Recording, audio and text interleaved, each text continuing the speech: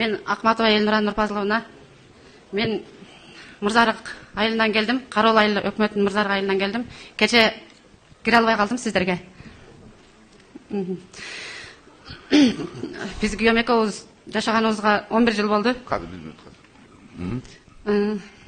Арабызда 2 кызыбыз бар.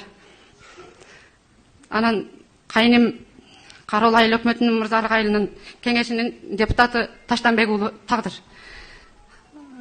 Ал мени үйдөн чыгып кет деп кубалап атат.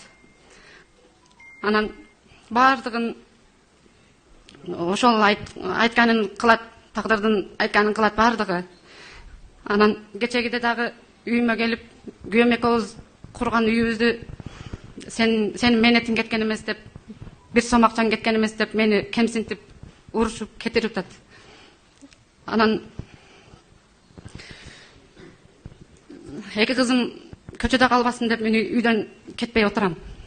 Үйдө болсо акылдуу болуп, мыйзамды билеткен ал апасына өткөзүп койду.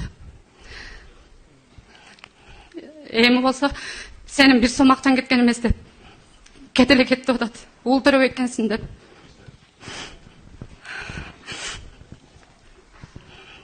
Ошого сиздин бияка келгениңизди угуп калып жетип келдим.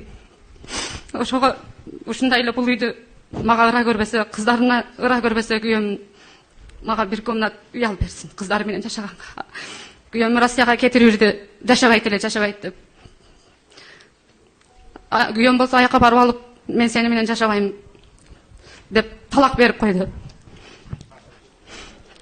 Чоңго салмасызбы? Сиз өткөндө эле үй бүлөлүк зомбулук боюнча арызыңызды алып биз. Билесиз го? Өзүм кабыл алдым эле. Үй бүлөлүк охранный ордер берилбедиби сизгечи? Жана талаш кече.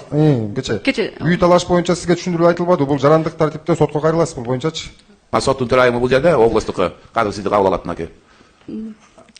Кадыр эже чыгат ошол жерден кабыл